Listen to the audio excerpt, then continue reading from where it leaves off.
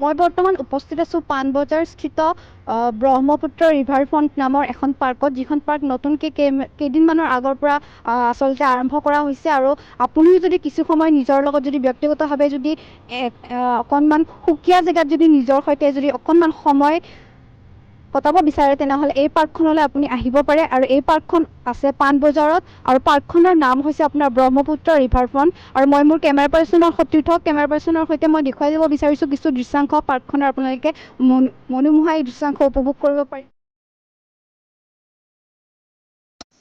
গুৱাহাটীৰ মাজমজিয়াত অৱস্থিত এখন পাৰ্ক। এই পাৰ্কখনে এতিয়া দৃষ্টি নিবদ্ধ কৰিছে সকলোৰে। এই পাৰ্কখন আছে গুৱাহাটীৰ পাণবজাৰত।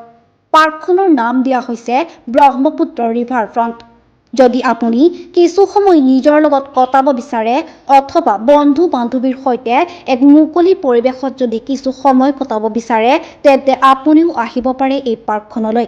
এই পাৰ্কখন উদ্বোধন কৰিছিল এই বৰ্ষৰ 20 জানুৱাৰী তাৰিখে। তাৰ পাছতেই ৰাইজৰ বাবে মুকলি কৰি দিয়া হয় পাৰ্কখন। এই পাৰ্কখনৰ মনোমোহা দৃশ্যই এতিয়া আকৰ্ষিত কৰিছে সকলোকে। মাথো গুৱাহাটীৰেই নহয়, বিভিন্ন ঠাইৰ পৰা জনতা অহা দেখিবলৈ পোৱা গৈছে পাৰ্কখনলৈ। যদি আপুনি কিছু মনোমোহা দৃশ্যৰ আমেজ ল'ব বিচাৰে, তেন্তে আপুনি আহিব এই পাৰ্কখনলৈ। পাৰ্কখনলৈ যথেষ্ট সংখ্যক মানুহৰ সমাগম দেখিবলৈ পোৱা গৈছে। ৰাইজলৈ মুকলি কৰি দিয়া উপহাৰস্বৰূপ এই পাৰ্কখনলৈ পূৰ্ণ সঁহাৰি জনোৱা দেখিবলৈ পোৱা গৈছে জনতাৰ।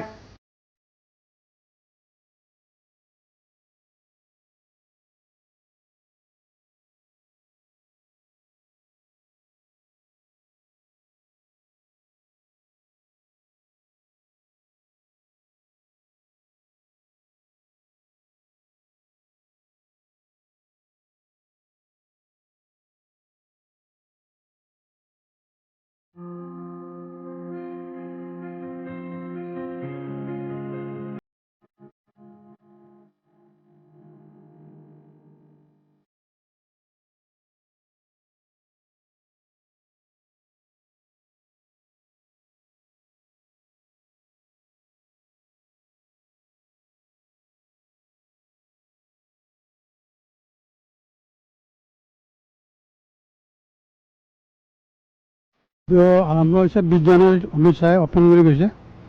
তাৰপিছত 21 তাৰিখৰ পৰা ৰাইজক এৰি দিছে। 21 তাৰিখৰ পৰা চলি আছে। আৰু এতিয়ালৈকে বৰ্তমানলৈকে 20 জানুৱাৰীৰ পৰা আপোনালোকে মানুহৰ পৰা কেনেকুৱা সমাদৰ লাভ কৰিছে? মানুহ আহিছে নে নাই?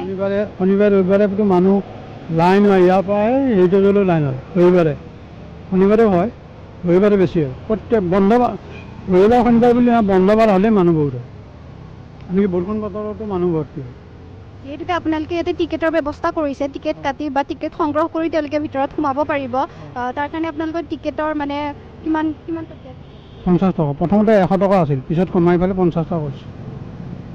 50 টকা নিজৰ আগতে 100 টকা আছিল। বৰ্তমান মানে আগতকৈ অকণমান কমাই দিয়া হৈছে টিকেটৰ ৰেটটো। 50 টকা কৰি।